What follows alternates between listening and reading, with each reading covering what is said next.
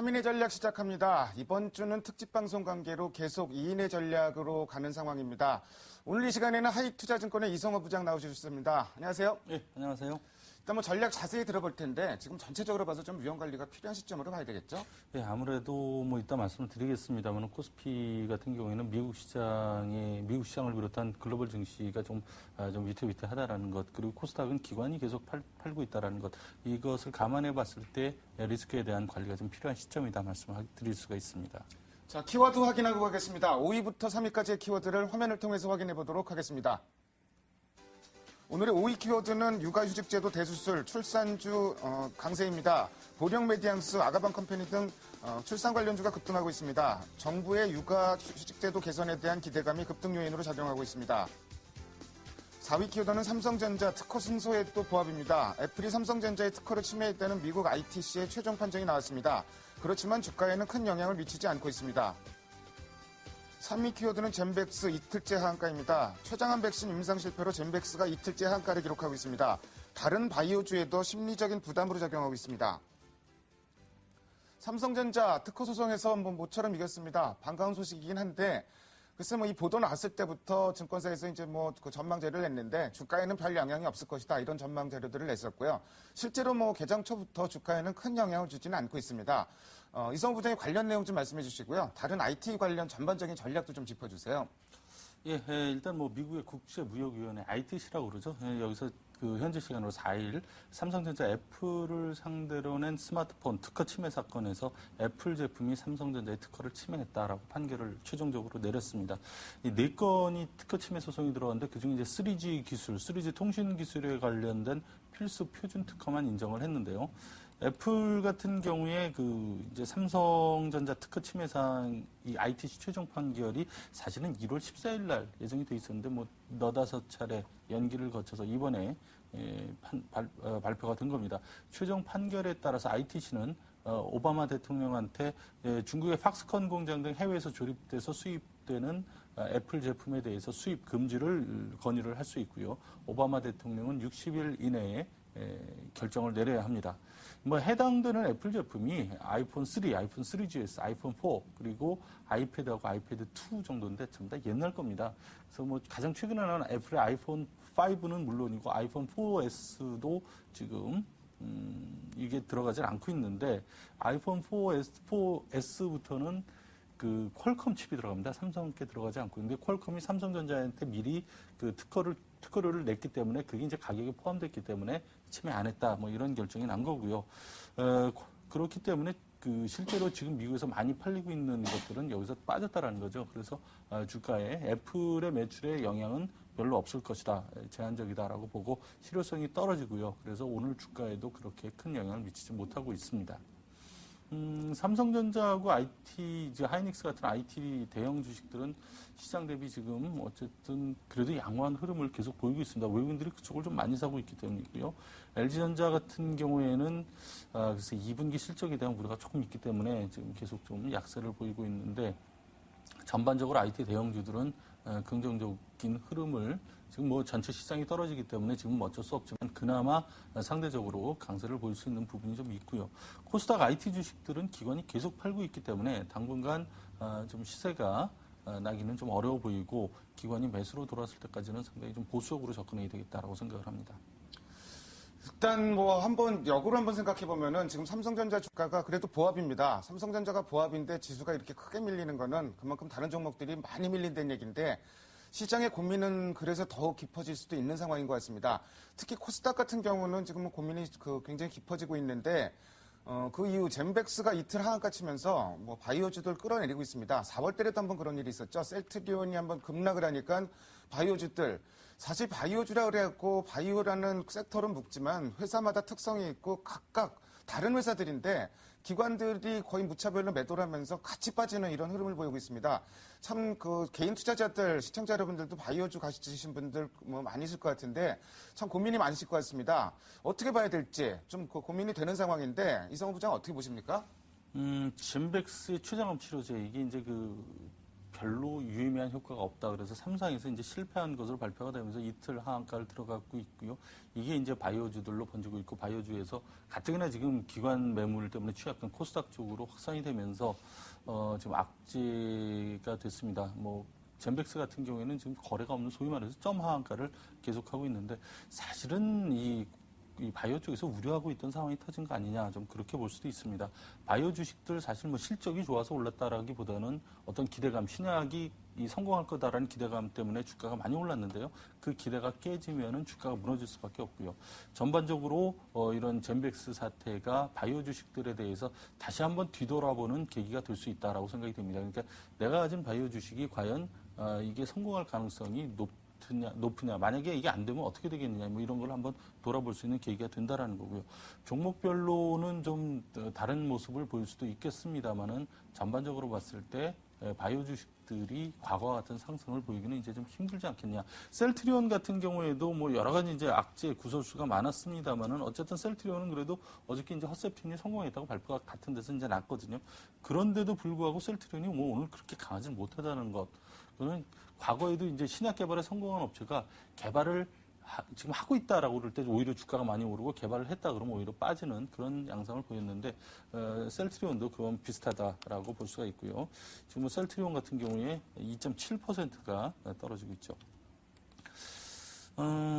그래서 바이오주들 조금 좀 이제 보수적으로 볼 필요가 있다라고 생각이 되고요. 근데 사실 바이오 주식뿐만이 아니고 코스피에서 제약주들도 5월 초 이후에 지금 이제 좀 큰 폭으로 떨어지고 있습니다. 사실 밸류에이션도 이제 좀 문제가 되고 있는데요. 사실 일본이라든가 다른 나라에 비해서 PR 20, 그 나라들은 제약주들이 PR 20배가 넘는 나라들도 있기 때문에 그거보다 싼 거 아니냐라는 쪽도 나오고 있습니다만은 4월 말 기준으로 봤을 때 제약주들의 PR이 거의 20배 정도 됐거든요. 이거 뭐 결코 지금 현재 우리나라 PR로 봤을 때 싸다라고 볼 수가 없는 거고, 그래서 뭐 그런 쪽도 지금 부각이 상당히 되고 있다라고 보고요. 더군다나 작년 5월서부터 1년 동안 거의 꾸준히 제약주들이 올랐기 때문에 제약주 역시도 당분간 좀 조정이 불가피할 거 아니냐라는 그런 전망이 나오고 있습니다.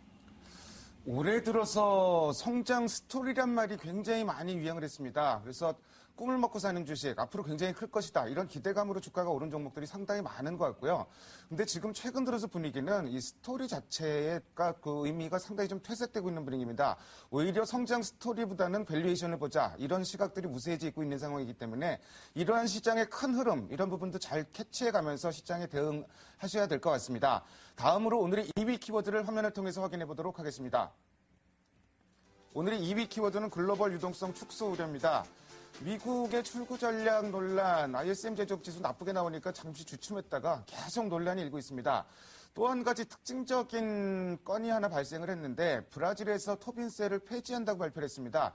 이 얘기가 글로벌 유동성이 위축될 거를 대비해서 미리 이런 조치를 취한 게 아니냐. 뭐 채권 시장을 좀 활성화시키기 위해서는 가뜩이나 위축된 글로벌 유동성을 유인하기 위해서는 좀 이런 그 제도적인 토빈세 폐지 같은 게 필요하지 않았을까. 이런 해석들이 좀 나오고 있고요. 어쨌든 뭐 글로벌 유동성 축소에 대한 걱정들이 상당히 많은데 또 이제 내일 ECB 통화정책회의가 열리는 날입니다. 여기에 대한 관심도 좀 많은 것 같고요. 이성호 부장이 관련 내용 좀 정리해서 말씀해 주세요. 일단 지난달에 ECB가 10개월 만에 처음으로 금리를 25bp를 인하해서 0.5%로 내렸습니다. 그 이후에 마리오 드라기 ECB 총재가 기자회견을 하는 와중에서 이제 마이너스 금리에 대한 얘기를 좀 했었거든요. 이제 마이너스 금리가 기준 금리를 마이너스로 내리겠다 이런 얘기는 아니고, 그러니까 예금 금리, 즉 은행들이 ECB한테 돈을 맡겼을 때 ECB가 지급하는 금리를 지금 현재 이게 제로인데 이거를 마이너스로 내릴 수도 있다라는 얘기를 좀 했었습니다. 즉 다시 말씀드리면 은행 입장에서 보면은 이제 그 중앙은행에다 돈을 맡겼는데 거기서 이자를 받는 게 아니라 오히려 비용을 지불해야 하는 그런 상황이라는 거고요. ECB 입장에서 본다면은 우리들한테 돈 맡기지 말고 이거를 일반 기업들이나 국민들한테 대출을 해줘라. 그래서 좀 돈을 유동성을 돌게 해서 경제를 좀 살려보자. 뭐 이런 경기 활성화를 유도하는 그런 정책으로 볼 수가 있습니다. 근데 작년 7월에 예금 금리가 0.25%에서 이걸 제로로 낮췄습니다. 그러면서 이제 돈들이 좀 돌았고 실제로 효과도 봤습니다. 아시다시피 작년 7월부터 이제 그 유로존 위기가 가라앉으면서 전 세계 증시도 한 단계 올라섰는데, 그러니까 이걸 한 번 더 내려보자. 지금 이런 쪽의 얘기도 나오고 있는 거거든요. 근데 지금 이 마이너스 금리가 실제로 효과가 있을지에 대해서는 상당히 좀 의문이 많은 상황입니다. 덴마크를 비롯해서 많지는 않지만 몇몇 개 유럽의 나라들이 작년에 금리를 마이너스로 내린 적이 있었어요. 근데 이게 그렇게 돼서 대출이 활성화됐느냐? 그게 아니거든요. 어떻게 됐냐면은 금리를 내리니까 은행 입장에서는 비용이 더 들죠. 그래서 대출 금리를 올려서 개인들한테 그거를 충당을 하는 그런 사태가 있었기 때문에 과연 마이너스 금리가 실효성이 있을까에 대한 논란이 지금 계속되고 있습니다. 그리고 22의원 간에도 이렇게 뭐 여기에 대해서 논란이 계속되고 있기 때문에 이번에 마이너스 금리 도입은 일단 쉽지는 않을 것이다라고 그렇게 보이고요. 또 유로존의 그 PMI 지수, 제조 PMI 지수가 어저께 발표가 됐는데 이게 이제 15개월 만에 최고치, 물론 50은 안 넘었습니다만은 점차 이제 좋아지고 있는 그런 것들을 보이고 있다. 일부 경제가 회복되는 기미도 보이고 있고 마리오 드라기 총재도 뭐 하반기 들어서 속도는 완만하지만 회복이 될 것이다라는 그런 얘기를 하고 있는 만큼 기준금리를 추가로 인하할 가능성도 그렇게 높진 않다. 그래서 오늘 밤에 있을 22 통화정책회의에서는 어떤 시장에 충격을 줄 만한 내용은 별로 없을 것이다. 별다른 또 정책적인 대안도 없을 것이다라는 게 아직까지는 중론이다라고 보입니다. 일단 뭐 ECB 통화정책회의 금리 인하 이퀄 호재 뭐 이렇게 인식하는 투자자들도 많은 것 같은데 엄밀히 살펴보면은 글쎄 뭐 금리 인하가 꼭 호재일 것 같은 상황은 아니고 또 지금 그 글로벌 그 국제적으로 돌아가고 있는 분위기라든지 또 금리 인하의 실효성 이런 걸 감안하면은 글쎄 뭐 냉정하게 생각하면은 금리 인하의 개연성, 추가 금리 인하의 개연성 자체는 그렇게 크지 않은 상황인 건 틀림없는 것 같습니다. 다음으로 오늘의 1위 키워드를 화면을 통해서 확인해 보도록 하겠습니다. 오늘의 1위 키워드는 코스피, 코스닥 낙폭 확대입니다. 시간이 흐를수록 지금 낙폭 점점 커지고 있습니다. 코스피 1966까지 밀렸고요. 코스닥은 1950까지 밀렸습니다. 문제는 지수 밀린 것보다 내 종목들의 낙폭이 더 크게 나타나고 있다는 점. 삼성전자가 보합 수준에서 이렇게 밀리니까 정말로 체감지수는 아주 오싹할 정도로 지금 크게 내리는 상황인 것 같은데요. 대응 전략 참 찾기가 쉽지 않습니다. 이성호 부장님 대응 전략 좀 세워주세요. 일단 지금 코스피를 먼저 말씀드리면요. 글로벌 증시의 조정 그리고 글로벌 금융시장의 혼란 이게 부담이 되고 있어서 계속 떨어진다라고 말씀을 드릴 수가 있겠습니다. 미국 연준에서 양적 완화 축소 가능성을 언급을 하면서 주요국들 국채금리가 급등을 했었죠. 그러면서 굉장히 혼란스러운 상황. 그러면서 또 주요국들 증시도 여기에 영향을 맞아서 일본 같은 경우에도 굉장히 급락을 했고 미국도 지금 위태위태하단 말이죠. 이런 것들 아무리 우리나라가 디커플링으로 다른 나라에 비해서 오르지 못했다라고 하지만은 이렇게 주요국들 상승을 선도하면서 계속 올랐던 주요국들 증시가 흔들리는데 우리나라만 올라간다라고 보기는 좀 힘들고요. 또 작년 11월 이후 일본이라든가 미국, 독일 이런 나라 계속 올랐죠. 그러면서 아시아 쪽도 많이 오르고 대부분 증시가 올랐습니다만 이게 과연 경제가 좋아지고 기업들의 이익이 많이 나서 증시가 올랐느냐.